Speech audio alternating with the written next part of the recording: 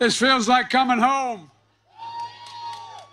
Well, I tell you what, my dad was an automobile man. I got through school, and we got through being able to eat after we lost a job up in Scranton, Pennsylvania. He had moved down to Delaware because it's selling General Motors products. And so I've known, and my state used to have the largest percentage of auto workers of any state in the nation because we had a small population and the largest General Motors and the largest Chrysler plant outside of Michigan and Ohio. And I saw what happened when we got hit very hard. We've lost both those plants. Well, let me start off by saying, Mr. Mayor, thanks for the passport into your city. And Marcy, you've been a friend a long time. Thank you for your introduction. You know, there's no more fierce defender. There's no more fierce defender the people she grew up with than Marcy. She has never, ever, ever forgotten where she came from. She's tough. She's a straight shooter. She's influential in Congress. She's honest, and she sees you. You're always in her view. And Tony, Mr. President, I know you're new, and he said piece of cake, so I don't have to worry if I get elected the first 100 days. But all kidding aside, Tony, thank you for hosting us, and thank you for Local 14. And Kenyatta, thanks for that introduction. All you did for Barack and me when we were running, when we got elected, jumping in and being part of helping us govern, you remind me of something my dad said. He said, Joey, a job's about a lot more than a paycheck. It's about your dignity. It's about your place in the community. It's about respect. It's about being able to say to your kid and look him in the eye and say everything's going to be okay and mean it. That's what a job's about. A decent paying job like the UAW provides. This lesson I grew up with, surrounded by hardworking families in Scranton and then in Claymont, Delaware, where we had to move when Dad lost work. There was no work in Scranton. Just like here in Toledo. But the times are hard. Unemployment is way up due to the pandemic and the terrible way in which it's been handled. The economic outlook remains uncertain. Across Ohio and the country, folks are worried about making the next mortgage payment or the rent payment, whether or not they can purchase their prescription drugs or be able to put food on the table, literally. Worried about whether their kids' school will open and be able to stay open. And if they're not open, how they can go to work if they have a job and still take care of their kids.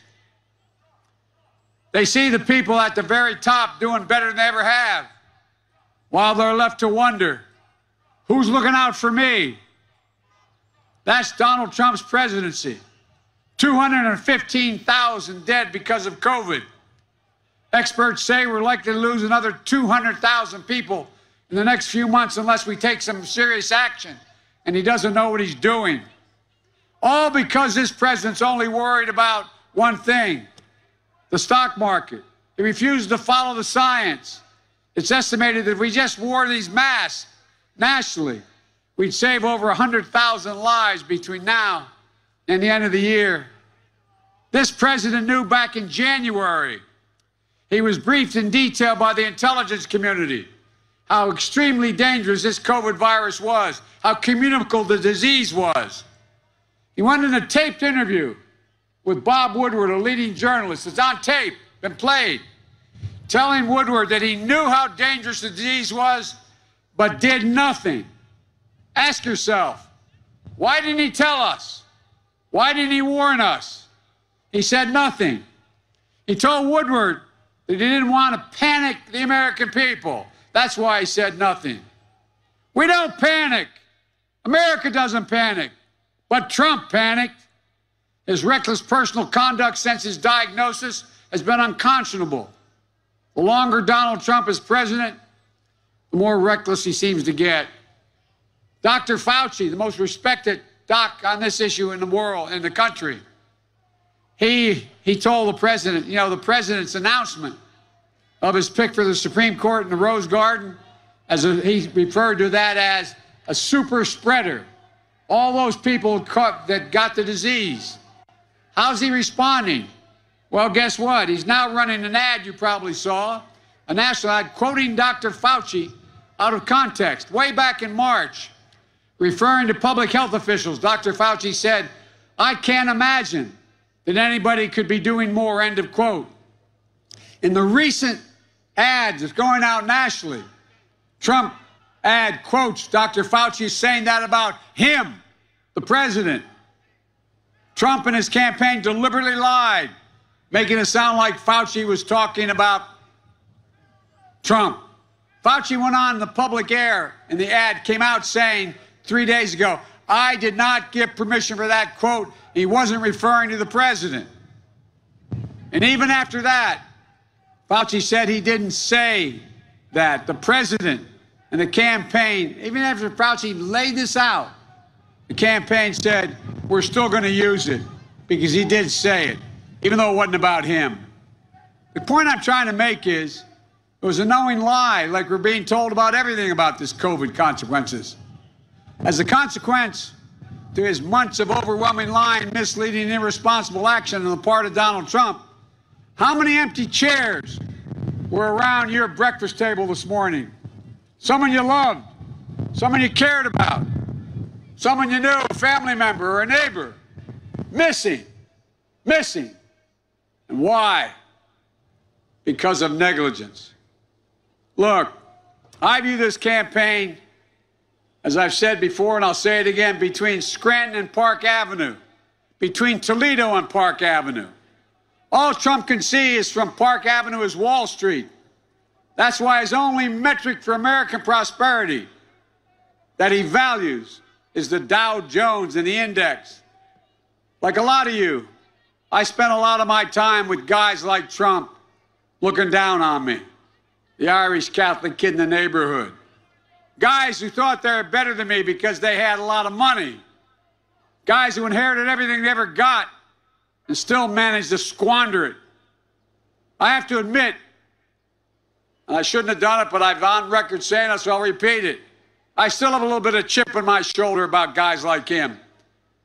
I read some stories after I got the nomination that, quote, if Biden gets elected, he'll be the first non-Ivy League school graduate to get elected in I figured it was 80 or 90 years. Guys, have a seat, man.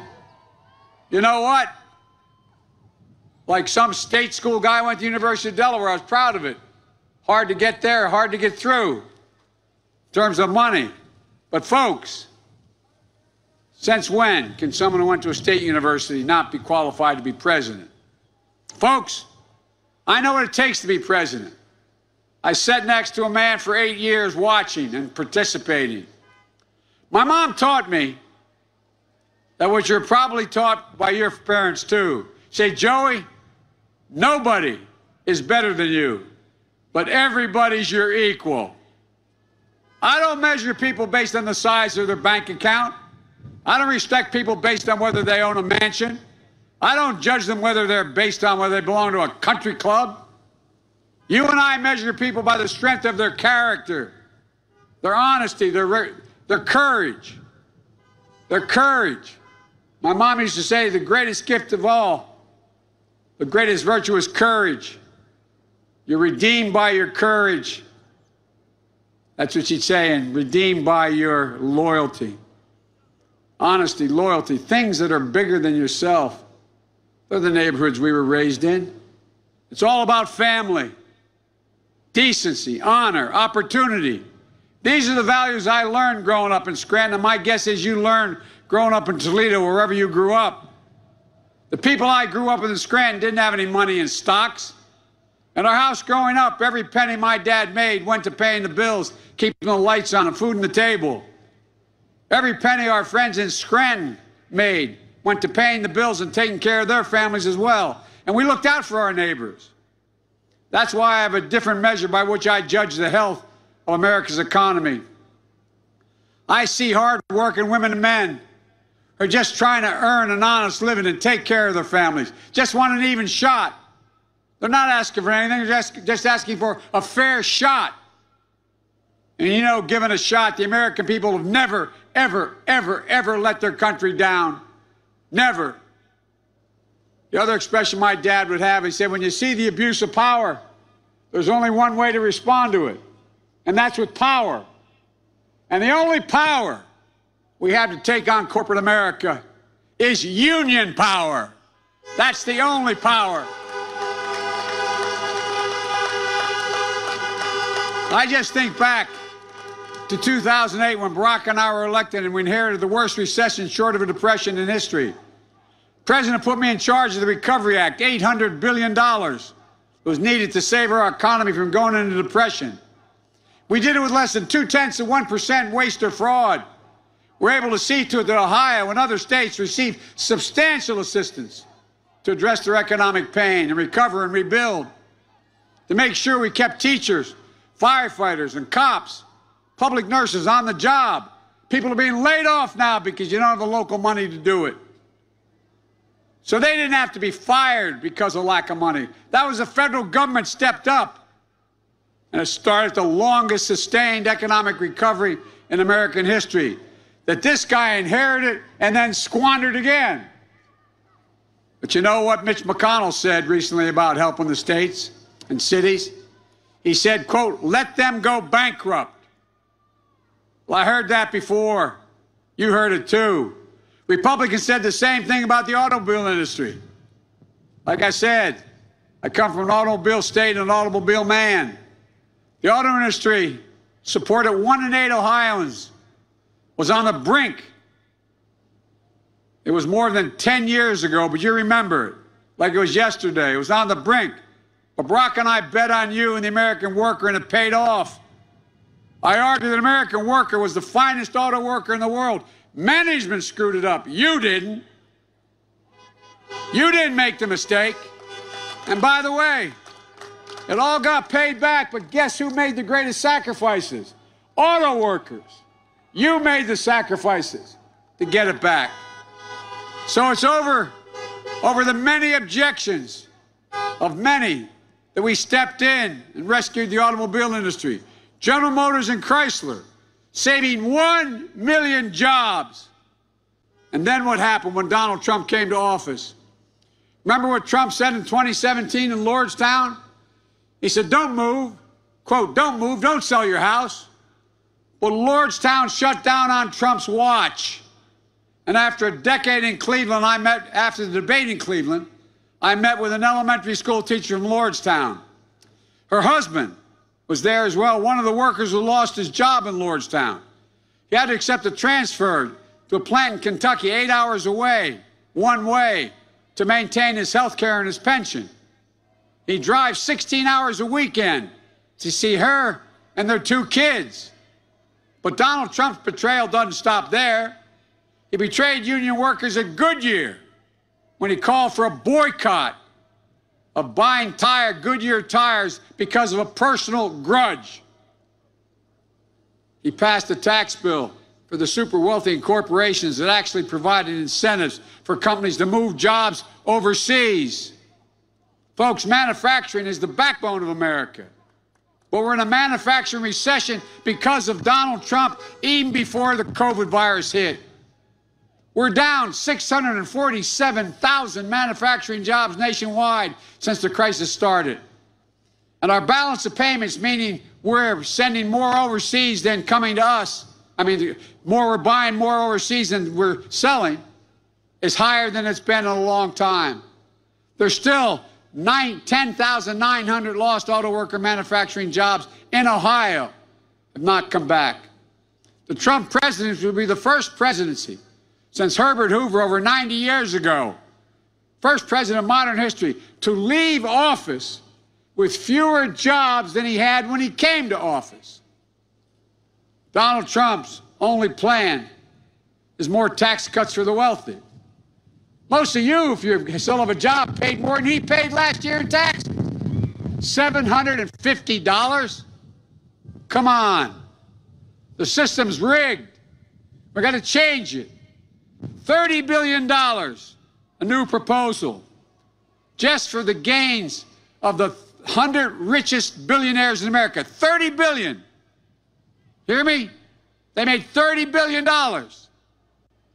alone in this year, while the rest of the people are getting killed.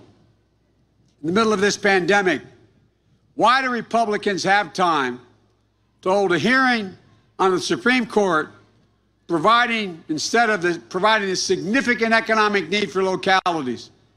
I'll tell you why. It's about finally getting his wish to wipe out the Affordable Health Care Act, because their nominee has said in the past that the law should be struck down. His relentless effort to eliminate the Affordable Care Act provided health care coverage for 20 million people who didn't have it, protections for well over 100 million people with pre-existing conditions.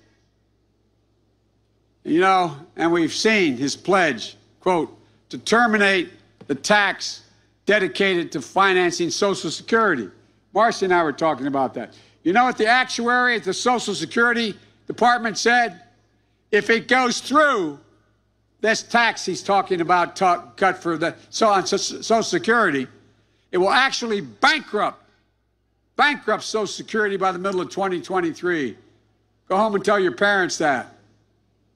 Not once has President Trump called for a high-level meeting between Democrats and Republicans in the White House.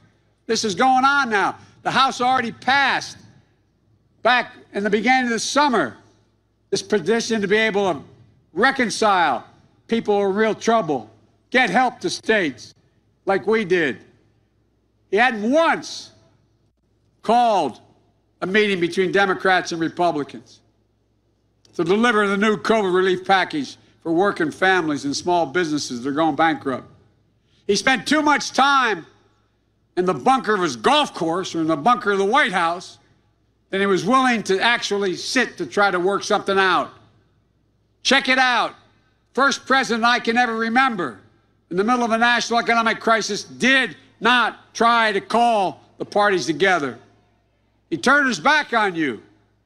I promise you I will never do that. Folks, that's why my Build Back Better plan is built around a simple concept. It's time to reward work, not wealth. Work. I mean it. An independent analysis by a big Wall Street firm called Moody's, not a Democratic think tank, they did an analysis of my economic plan to revive this country, and an analysis of his. Here's what they concluded: that my plan will create 18.6 million jobs in the next 4 years, 7 million more than the president's economic plan. It would generate economic growth of an additional $1 trillion more than the president's plan.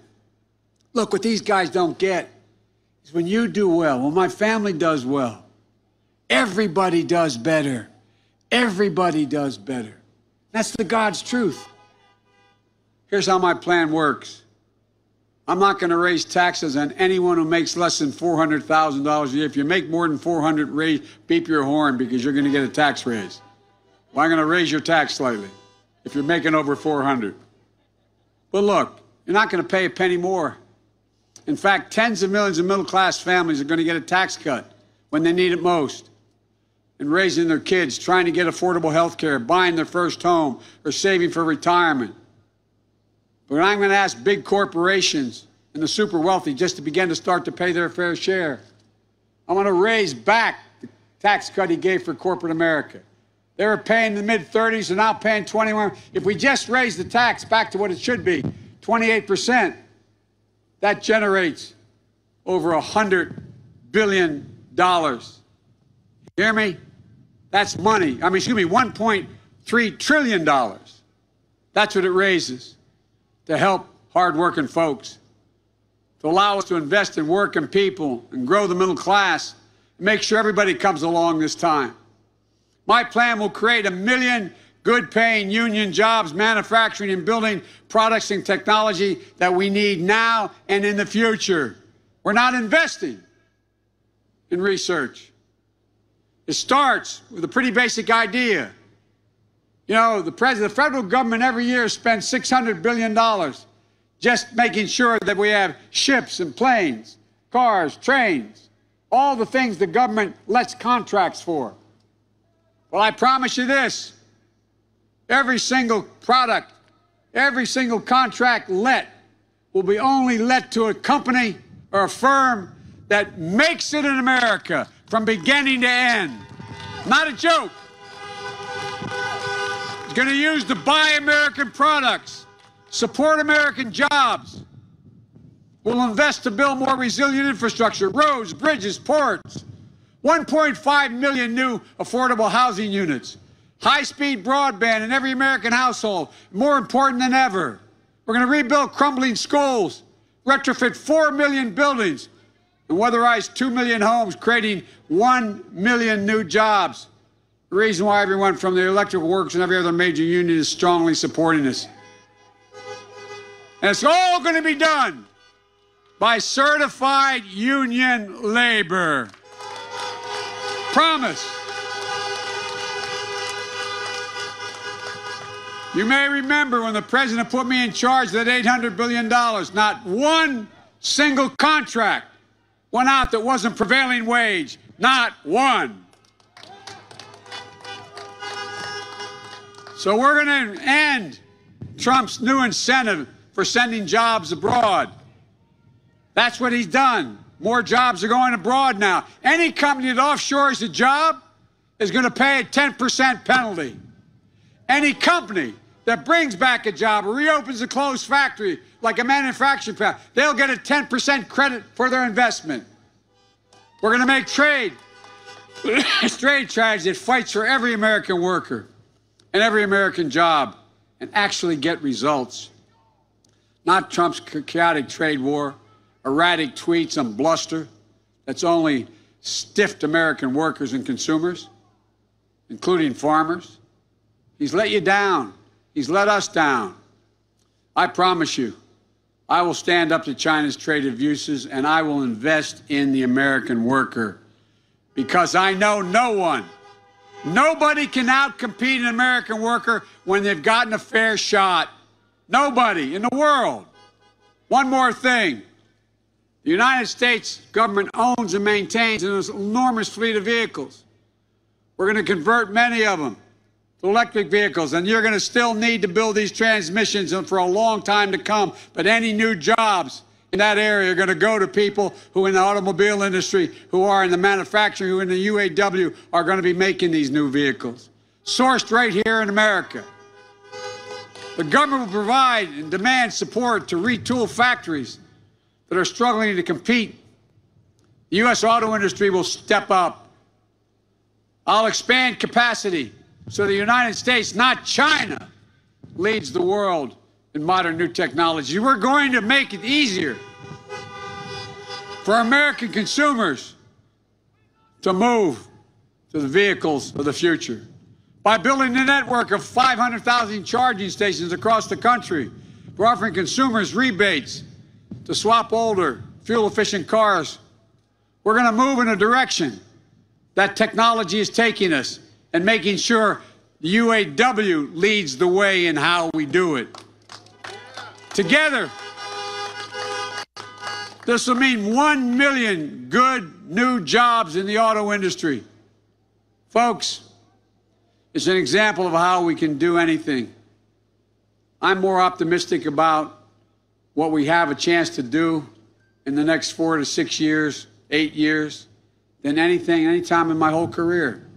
The blinders have been taken off the American people.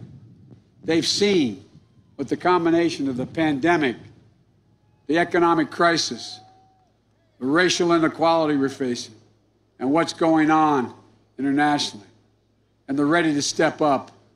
They know we have to change.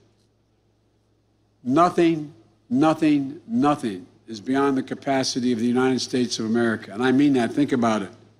We're the only country in the world that's come out of every crisis stronger than we went in because of who we are. As I've said to other world leaders, never underestimate the American people. There's no quit in America. There's none. In America, we can do anything that we need to do if we can do it together. Nothing can stop us. You know, we have to come together. That's why I'm running. I'm running as a proud Democrat for the Senate. When I ran as a proud Democrat for Vice President. And I'm running as a proud Democrat for President. But I promise you this, I will govern as an American president. I'll govern for everyone who voted for me as well as against me. We can be better than what we've seen. We can be what we are at our best, the United States of America. So vote, vote. Visit iwill.com/Ohio. God bless you. God bless the auto workers. God protect. Thank you.